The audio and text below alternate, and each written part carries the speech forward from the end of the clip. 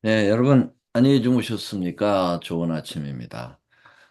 저는 어제 저녁, 밤 비행기를 타고, 어, 집에 들어오니까 새벽 2시입니다. 그래서 잠시 눈을 붙였다가 뜨니까 시간이 됐네요. 조금 졸렸긴 하지만, 예, 하나님께서 은혜 베풀어 주셔서, 어, 새벽 깨울 수 있게 깨서 말씀 전할 수 있도록 인도해 주심을 감사드립니다.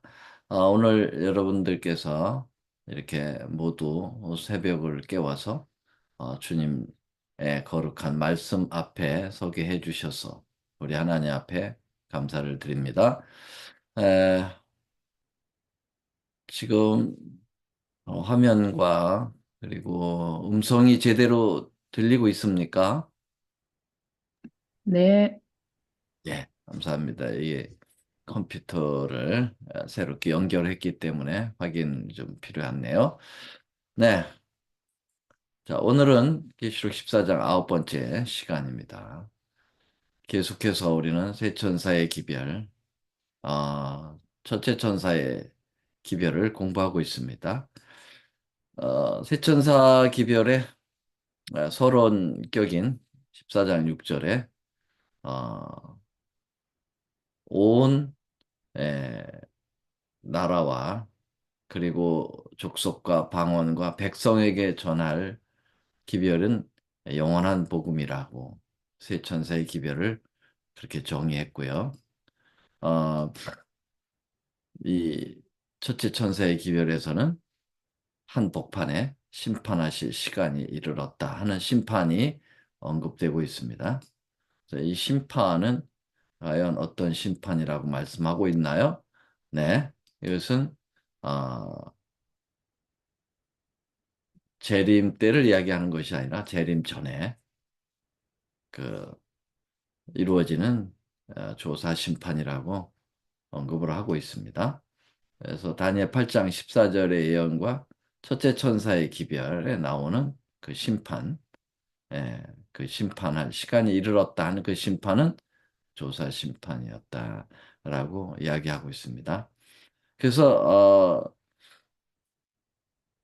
세 천사의 기별이 영원한 기별이라면 조사 심판도 분명한 영원한 복음의 차원에 주어지는 하나님의 생명의 기별이라고 생각합니다. 조사 심판이 부담스러운 것이 아니고 우리의 죄를 정죄해서 멸망시키려고 하시는 심판이 아니고 우리의 죄를 용서하셔서 영원한 구원에 이르게 하시는 그러한 놀라운 복음 중에 복음이 조사 심판이라고 하는 사실을 세 가지를 들어서 입증하고 있습니다. 자, 첫 번째로는 하나님의 백성을 위한 심판이다.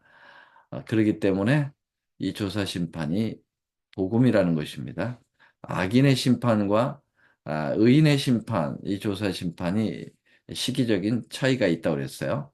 재림 전에 이루어지는 심판은 먼저 다시 더 심하라면 먼저 이루어지는 심판은 아, 바로 그 하나님의 백성만을 위한 심판이고 천년기 후에 이루어지는 어, 심판, 천년기 동안 이루어지는 심판이죠. 재림 후에 이루어지는 심판은 악인의 심판입니다. 그래서 베드로전서 4장 17절에 하나님의 집에서 심판하실 때가 되었나니 할 때 하나님의 집에서부터 먼저 심판이 이루어진다고 말씀하고 있고요.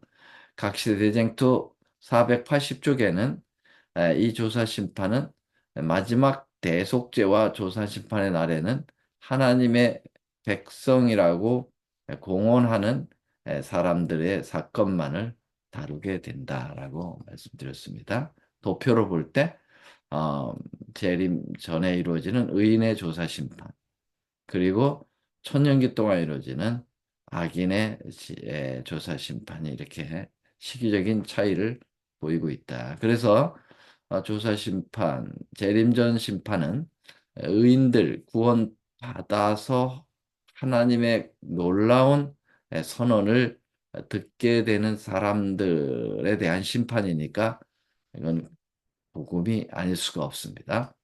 자, 어제 공부한 두 번째 조사 심판이 복음인 이유는 심판하시는 분이 예수님이시다라는 거죠.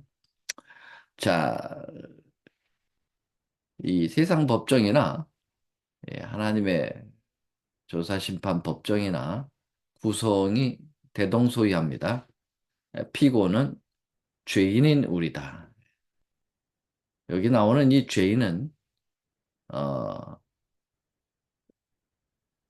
주님을 끝까지 거절한 죄인이 아니고 여기 나온 죄인은 바로 예수님을 필요로 하고 예수님의 십자가의 피가 절대적으로 구원에 필요하다고 하는 사실을 인지하고 자신의 죄를 내놓고 하나님 앞에 용서를 구하는 그 죄인인 우리를 얘기하는 거죠.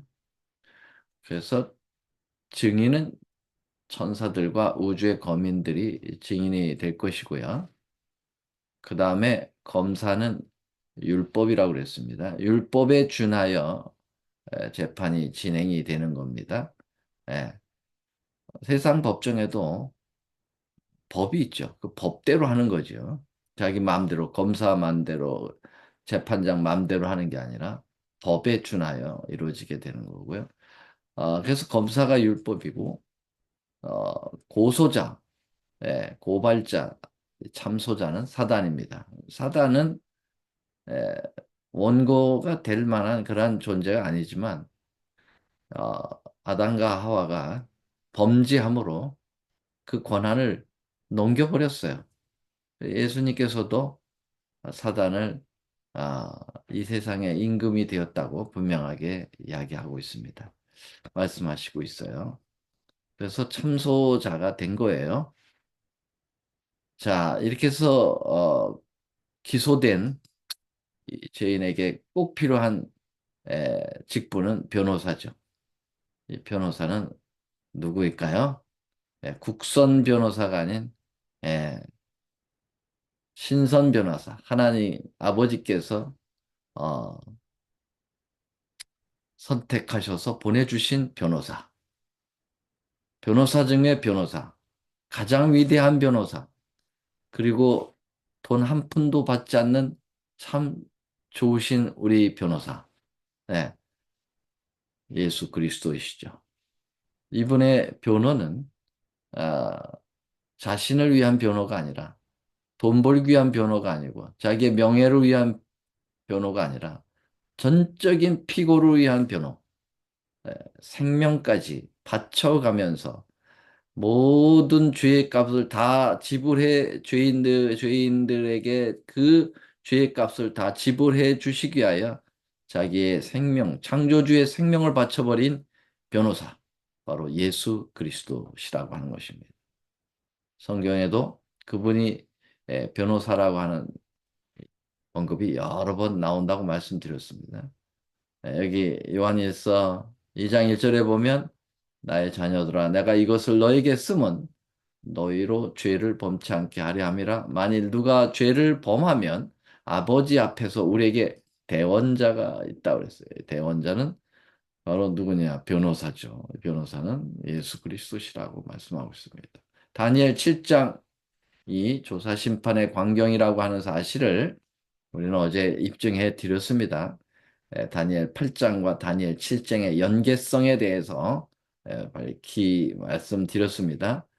자, 그 다니엘 7장에 나타나는 아, 이 법정, 이 법정에 누가 오고 있습니까? 인자 같은 이가 구름을 타고 오시죠. 바로 예수님께서 구름이라고 하는 예수님의 그 놀라운 에, 교통수단이죠. 윌리엄 밀러는 이 구름을 타고 했을 때 지상으로 바로 내려오시는 줄 알고 착각을 했죠.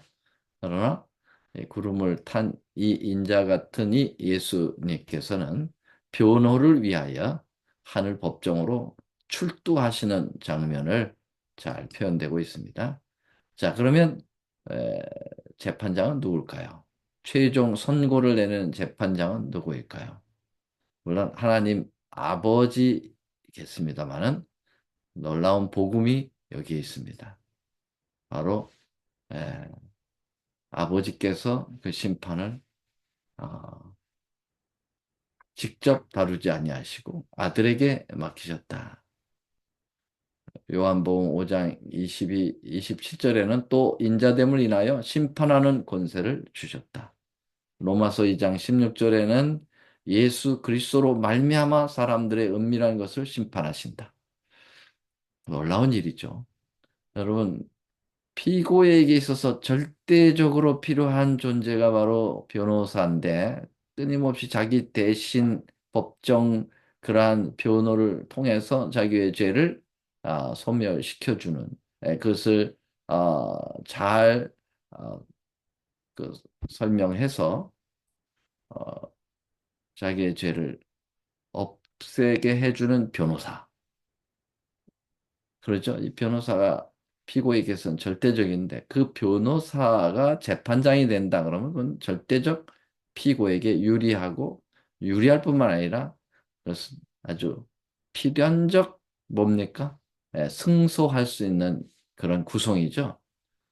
그래서 우리의 당신의 생명까지 바꿔가면서 우리를 위하여 변호하시는 그분을 재판장으로 우리 하나님 아버지께서 인도하셨다면 우리가 예수님을 의지하고 이 법정에 존재한다면 이 조사 심판은 에, 정말 죄인에게는 복음 중에 복음이요 영원한 복음이 아닐 수가 없다고 말씀드렸습니다. 원고 39 1898년에는 그 증언의 말씀에 이렇게 언급하고 있습니다. 인간으로서 고난당한 사람들 중에 왕이 온 세상의 재판장이 되어야 한다는 것이 하나님의 구상이다. 히브리 4장 15절의 말씀을 생각하게 되죠. 예수님은 영원한 대제사장으로 하늘 지성소에서 우리의 죄를 중보하실 때 그분은 우리가 경험한 모든 경험을 체휼하지 아니한 자가 아니요 그렇게 얘기했죠. 모든 것을 다 경험했기 때문에 이 인간을 누구보다도 더 이해하고 어, 경험상으로 체험한 그러한 분이시기 때문에 하늘 아버지께서는 그 재판권을 아들에게 하셨다라고 하는 사실을 이 증언의 말씀에서 더 강조해주고 있습니다. 그래서 어, 지상법정에서 다소곳이 신문을 받으셨던 분, 하늘 법정에서 인간을 영원한 죽음으로부터 구원하시기 위하여 오신 분, 사람들이 멸시하고 거절하고 사단의 충동을 받은 사람들의 모든 모욕을 다 당하신 분, 치욕스러운 십자가의 죽음의 맛을 보신 그분, 그분만이 보상이나 형벌을 선고하도록 아버지 하나님께서 그렇게 양도하셨다라는 겁니다. 야, 그러니 이 조사심판만큼 확실한 피고에게 유리한 재판 그런 소가 있을까요? 그런 에, 재판이 있을까요? 그런 심판이 있을까요? 없죠. 어제 그러니까 여기까지 말씀드렸습니다. 너무 중요한 부분이기 때문에 제가 시간을 들여서 이 부분을 반복하고 있음을 여러분 양해해 주시기 바랍니다. 자, 오늘은 세 번째. 조사 심판이 복음인 이유 세 번째입니다. 세 번째는 마태복음 22장에서 조사 심판에 대한 분명한 그러한 언급을 하고 계신 예수님의 비유 가운데 언급하신 모습을 확인하게 되실 것입니다. 여러분, 예수님께서는 이 땅에 오셔서 여러 교훈 방법을 가지고 계셨는데요. 어, 첫째로는 예수님께서는 비유법을 잘 들으셨다는 거예요. 비유를 들어서. 그래서 에, 마태복음 13장에서 예수님은 비유가 아니면 말씀하지 않으셨다라고 할 만큼 그만큼 예수님은 예를 들어서 설명을 기가 막히게 하시는 분이에요. 이게 비유법이죠. 그리고 이번 에, 우리가 교과에서 이제 앞으로 공부하실 건데요. 역설법이에요. 예수님의 교훈 방법 가운데 이 패러독스, 역설법이 있고요. 그 다음에 과장법이 있어요. 예수님은 과장하시는가? 예, 강조하기 위해서 과정법을 사용하시죠. 자, 그런 건 오늘 다룰 주제의 메인 주제는 아니고요. 이쪽 비유법을 말씀드리려고 하기 때문에 말씀드린 거예요. 마태복음 22장에 예수님께서 한 비유를 말씀하시는데 이건 조사 심판에 대한 분명한 비유라고 하는 사실을 우리는 간접적으로 시사받고 있는데요. 자, 한번 볼까요? 원문을 보면은 에, 이거 다 읽기는 시간이 많이 걸리는 긴 예언인데요. 여러분들이 이미 성경 통독을 통해서 또 여러 에, 목사님들의 그러한 설교를 통해서 접한 내용이니까 제가 여기서 요약해서 이 내용을 설명해 드리고 그 비유가 무엇을 의미하는지 예수님이 어떻게 적용하시고 싶어 하시는지를 우리 함께 적용하면서 공부를 해보겠습니다. 여기 보면 예수께서 다시 비유로 대답하여 가라사대라고 얘기하고 있죠. 예, 이게 비유라고 하는 사실을 분명히 해두고 있습니다. 네, 비유법을 쓰시고 계십니다. 자, 비유가 시작됩니다. 천국은 마치 자기 아들을 위하여 혼인잔치를 베푼 어떤 임금과 같다. 그랬습니다. 왕에게 정말 어, 가장 소중한 아들이 있었나 봐요. 근데 그 왕이 그 왕자가 결혼을 하게 됐다는 겁니다. 나라의 큰 축제죠. 네. 자, 임금이 베푼 혼인잔치니까요. 그 아들을 위하여 혼인잔치를 베풀었으니 이거만큼 큰 축제가 나라에 있을까요? 근데 중요한 건 결혼이 있을 때뭐 신랑과 신부만 있으면 되는 게 아니고 축하객들이 있어야 돼요. 하객들이 있어야 돼요. 그래야 그 결혼식이 더 빛나는 거죠. 그래서 하객들을 불러오도록 초청합니다. 왕이 부하들을 보내서 어, 자기 아들의 그 국가적인 그 엄청난 이 잔치, 혼인잔치에 에, 오도록 초청합니다. 그러니까 첫 번째 초청받은 자들이 어떠한 반응을 보이고 있습니까? 네, 이 사람들은 아주 특별한 부류의 사람들일 거예요. 왜냐하면 왕이 가장 먼저 초청한 존재들이니까 아주 소중한 사람들이겠죠. 왕에게 있어서 굉장한 가치를 부여하는 사람들이겠죠. 근데 이 사람들의 행동이 완전 이상해요. 오기를 싫어해요.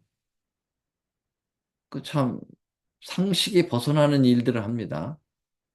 그래서 보낸 종들에게 여러 가지 어, 핑계를 댑니다. 뭐 상업차, 또 뭐 밭으로 뭐 여러 가지 그 이유를 대는데 거기까지는 it's okay. 거기까지는 좋은데 22절 6절에 보니까 그 남은 자들은 종들을 잡아 능욕하고 죽였다. 그 초청하는 임금이 보낸 그 사절단, 초청 사절단을 잡아 죽여요. 이게 말이 되는 소리입니까? 네. 그래서 임금이 노할 수밖에 없죠. 초청에 응하지 않는 것도 기분 나쁜 일인데 자기가 보낸 종을 잡아 죽였다. 그거는 임금을 능멸하는 거 아닙니까? 임금을 무시하고 언젠가는 임금의 자리를 찬탈하겠다고 하는 그런 모독적인 행동을 하는 거 아닙니까? 그러니까 임금이 노하여서 군대를 보내어 그 살인한 자들에 대한 분명한 심판을 합니다. 진멸하고 동네가 불살러지게 됩니다. 자, 왕이 마음이 심란했고 기분이 안 좋았어. 그래서 이제 이들은 혼인잔치에 합당하지 않다라고 선언하고 주고마땅하죠. 네. 그래서 이제 다른 초청객들을 부릅니다. 에, 사거리의 길로 나가라. 이제 어떤 특별한 무리가 아니에요. 이제 이 임금이 두 번째 요청한 그 하객들은 길거리 가면 만날 수 있는 사람들이에요. 예. 대부분 보니까 예, 아주 열악한 사람들입니다. 뭐 핸디캡도 있을 수 있고 거린도 있을 수 있고 홈리스들 있을 수 있습니다. 예, 이런 사람들 모두 데려오라 그랬어요. 예, 선한 자나 이 악한 자나 만나는 대로 데려와라. 가장 보면은 예, 정말 이 임금의 잔치에 걸맞지 않은 사람들이죠. 걸맞질 않아요. 그러나 이 사람들은 순종했어요. 형편없이 자기 자신들의 몰골을 보면은 형편없지만 왕이 부르니 순종했습니다. 자, 임금이 가만히 보니까 온통 거짓대들, 정말 불구자들, 뭐 집 없는 자들, 이런 불쌍한 사람들 다 왔습니다. 왕이 이들을 왕의 자기 아들의 혼인잔치, 이 국가적인 대축제의 하객으로 이들을 받아들이기에는 예, 너무나도 초라하게 만드는 존재들이죠. 그래서 어떻게 했습니까? 왕이 자비를 다시 베풉니다. 그것은 예복을 그들에게 선사하라는 것입니다. 선물이에요. 돈 주고 받는 게 아닙니다. 그들은 아마 예복을 입고 오라라고 얘기했으면 그 잔치에 못 올 겁니다. 그만큼 그들은 예복 살 돈이 없으니까. 예, 그냥 왔거든요. 오라고 그러니까 그냥 왔거든요. 임금이 그들을 혼인잔치에 걸맞도록 만들어주고 있습니다. 그래서 예복을 잘 입혀주는 거예요. 다 예복을 입혀서 들어옵니다. 그리고 예복을 입지 않으면 어, 그 잔치 자리에 들어올 수가 없죠. 왜냐하면 냄새나고 예, 누추하고 그런 가운데서 왕의 잔치에 참여하는 것은 옳은 일이 아니에요. 그래서 이 왕의 잔치에 참여할 수 있는 유일한 조건은 예복을 입어야 된다는 건데 자기가 만든 예복이 아니라 왕이 만들어준 예복을 입고 들어오기만 하면 됩니다. 예, 어려울 게 없어요.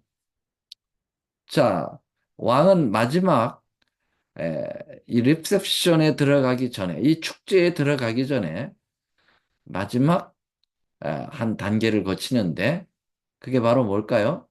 네, 예복을 입었을까 안 입었나 마지막 검사를 하는 거예요. 조사하는 거예요. 그래서 조사해서 예복을 입었으면 오케이 들어가. 예복 안 입었으면 안 돼. 이거죠. 자, 그런데 임금이 22장 11절에 보니까 임금이 손을 보러 들어올세 조사하는 겁니다. 조사하는 거예요. 그렇죠? 손을 보러 들어왔다는 게 손은 핸드라고 하는 게 아니라 손님, 게스트를 얘기해요. 손님을 보러 들어왔다. 예, 와서 단 한 가지 예복을 입었는가 안 입었는가만 살펴보는 거예요. 그것도 네가 가져온 예복이 아니고 내가 준 예복을 입었나 안 입었나. 그런데 말이죠. 예수님의 비유 가운데 한 친구가 예복을 안 입고 들어온 거예요. 그래서 그 임금이 어찌하여 예복을 입지 않고 여기 들어왔느냐? 만약에 예복을 네가 만들어서 입고 와라. 그러면 할 말이 있겠죠. 돈이 없어서 그렇습니다. 갑자기 이렇게 초청을 받았는데, 에, 그 왕의 잔치에 들어가려면 엄청난 좋은 예복을 입어야 되는데, 어떻게 제가 할 수 있겠습니까? 이게 이유를 댈 수 있을 거예요. 그런데 여기 보니까 임금이 어찌하여 예복을 입지 않고 여기 왔느냐라고 질문을 던지니까 저가 유고무원이에요. 이분 있으되 말이 없어. 왜요? 할 말이 없거든요. 아, 자기 보러 준비해가지고 들어오라고 하지 않고 왕이 선물로 줘서 들어오라고 그랬는데 그것도 하지 않았다? 할 말이 없죠. 핑계가 없는 거예요. 그건 결국 왕을 또 한 번 능멸하는 거죠. 왕을 우습게 여기는 거예요. 이런 사람, 이런 자는 여기 참여할 수가 없다. 그래서 임금이 다른 사원들에게 그 수족을 결박해서 바깥 어두운 데 던지라고 그랬어요. 이건 나를 무시하는 태도다. 자, 이게 비유의 내용에 답니다. 자, 그러면 비유는요, 적용을 잘 해야 돼요. 예수님이 무슨 뜻을 가지고 말씀을 하고 있는지를 에, 여러분과 제가 적용을 나가보려고 합니다. 자, 여기 임금, 아들의 혼인잔치를 베푼 임금은 지금 누구를 이야기하고 있을까요? 여러분들 한번 대답해 보세요. 지금 예수님께서 비유하시는 이 비유 가운데 아들의 혼인잔치를 베푼 임금은 누구고 그 임금의 아들 신랑은 누굴까요? 다 좋으시는 건 아니죠. 네. 하나님, 네, 그리고 하나님 아버지. 오케이. 예수님, 예수님, 네. 임금의 아들은 누굴까요? 예수님, 예수님, 본인 자신을 지금 비유하고 있는 거예요. 예, 네. 아버지의 아들 예수님이 이제 결혼을 하게 되는데 그 혼인잔치를 다시 말하면 어떤 잔치냐면 계시록 19장에 나오는 이제 어린 제자 양의 혼인잔치인데 이 혼인잔치를 혼인잔치, 하기 위해서 예수님이 다시 이 땅에 오시는 것을 말씀하고 있어요. 재림을 에, 있어야 혼인잔치가 이제 하늘 생명강가에서 이루어지잖아요. 그러니까 이 아들의 혼인은 바로 이 예수님이시고 그 신부는 물론 하늘 새 예루살렘 성이라고 얘기를 하고 있습니다만은 그 성이 결국은 교회라고 보고 그것이 바로 구원을 받을 백성들인 우리들이 그분의 신부가 되게 되겠죠. 그렇죠? 예. 그래서 우리를 데리러 오시는 거예요. 신랑께서. 예. 뭐 하려고? 예, 결혼하시려고. 예. 우리의 신랑이시니까. 자, 그 심부름한 종들은 누굴까요? 가서 데려오라. 종들은 바로 선지자들이죠. 이 선지자들을 통해서 이제 그 누구든지 예수님의 그, 아, 이 잔치에 초청을 받게 되는 건데요. 첫 번째 초청 대상이 누굴까요? 바로 유대인들입니다. 유대인들이 첫 번째 초청 대상이었는데 거절한 거예요. 거절한 것까지 좋죠. 그런데 왕이 하나님이 보내신 선지자들을 잡아 죽이는 거예요. 있을 수 없는 일이죠. 예. 이 첫 번째 선택된 그 하객으로서 선택된 존재들 누군가요? 바로 유대인들이었어요. 제사장 나라로 피택이 됐죠. 거절했습니다. 끝까지 거절하고 그 신랑까지 잡아 죽였던 그런 모습을 여러분들이 아시죠? 종뿐만 아니라 말이죠. 그래서 결국은 왕은 군대를 보내서 그들을 끝내시죠. 심판하십니다. 그것이 바로 AD 70년에 로마 군들이 예루살렘을 포위하고 결국은 그 마을이 다 에, 점령되어지고 수많은 유대인들이 결국은 어, 죽임을 당하고 멸망을 당하죠. 자, 이번엔 두 번째. 유대인들 말고 초청 대상이 누굴까요? 이 사람들은 이방인들입니다. 이방인 바로 우리들이죠. 혈통적으로 유대인으로 태어나지도 않았고 아직도 예수님에 대하여 잘 모르고 죄를 짓고 있는 마치 아, 핸디캡 가진 존재와 같이 홈리스처럼 정말 불쌍한 죄로 인하여 영원히 죽을 수밖에 없는 이 존재들 바로 아, 유대인들 이후에 예수님을 받아들인 사람들 이 사람들은 바로 우리들을 이야기합니다. 예, 예수님을 영접하여 그리스도인으로서 있는 우리들이 바로 두 번째 대상인데요. 자, 그러면 이제 이 혼인잔치에 참여를 하기 위하여 예복이 왕에로부터 부여됐다고 그랬습니다. 예복은 뭘까요? 그것은 바로 하나님의 은혜로 예, 죄가 엄청 많지만 죄 없다라고 인정해 주시면서 예복 입혀주시는 의 justification 칭의 바로 의롭다라고 그 옷을 입혀주는 거죠. 그 옷은 하나님의 전적으로 준비한 것이에요. 예, 하나님의 은혜로 입혀주시는 그 예복을 입혀주고 자, 혼인잔치가 열리기 바로 직전에 에, 그 예복을 입었는가? 하나님께서 거저 주시는 이 구원의 놀라운 은혜를 받아들였는가? 그것까지 거절하는가를 예복 심사, 미리 혼인잔치 바로 직전에 있을, 재림 직전에 있을 조사하는 심판. 이게 바로 우리가 공부하고 있는 이 조사 심판.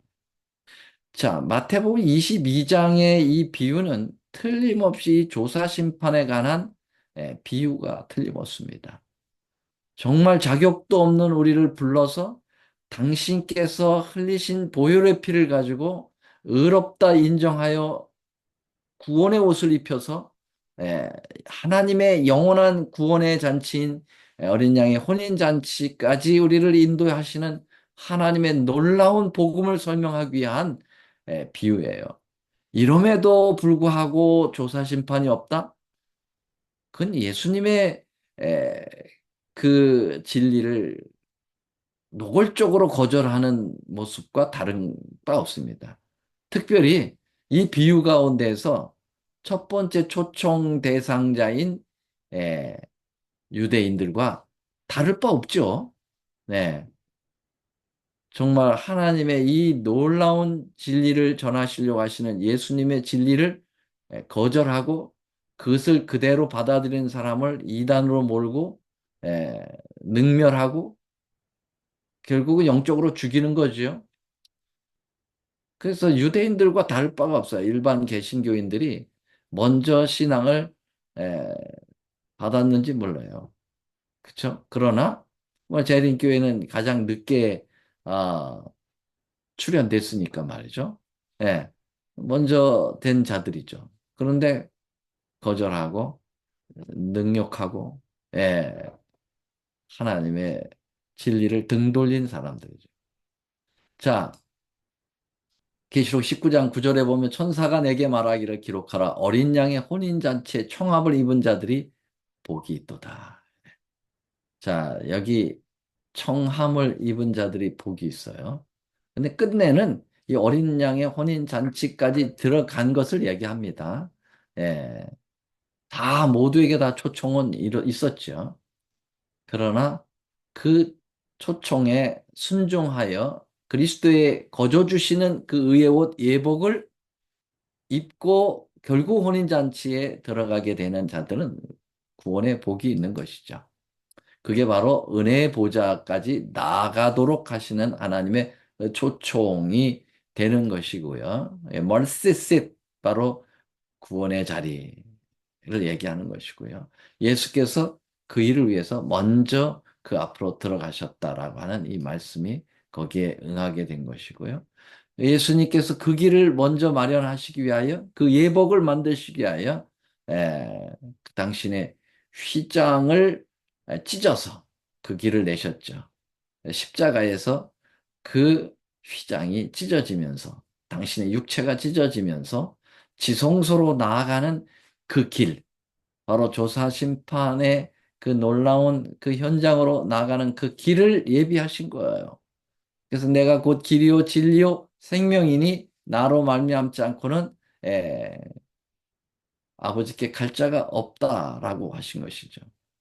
그래서 이 놀라운 혼인잔치로 들어가는 길을 당신의 육체를 찢어 마련해 놓으신 그 의의 옷을 입히셔서 우리의 구원을 이루시는 거지. 그러니까 조사심판이라는 것이 얼마나 위대한 그러한 심판이라고 하는 사실을 우리에게 보여주고 있습니다.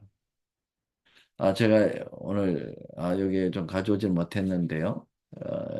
월요일 날 좀 더 이 부분에 대해서 좀 부연 설명을 하겠습니다. 그래서 바로 이 예복은 하나님께서 준비하신 것이고, 에, 정말 인간의 어떠한 노력도 행위도 한 올도 들어가지 아니한 순수한 하늘의 예복이라고 하는 사실을 에, 말씀을 드리게 될 것입니다.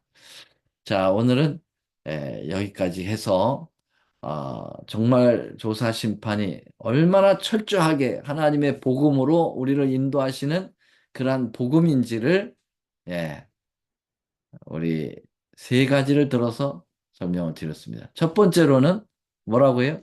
예, 바로 의인들만을 위한 심판이 조사 심판이기 때문에 두 번째로는 재판장이 변호사이면서 예수님이기 때문에 재판장이 변호사이면서 재판장이 바로 예수님이기 때문에 그리고 세 번째로는 예수님의 비유인 마태복음 22장에 나오는 어린 양의 혼인잔치에서 분명하게 이 조사 심판을 바로 믿음으로 말미암는 의의 차원에서 이것을 설명해 주시기 때문에 그렇습니다.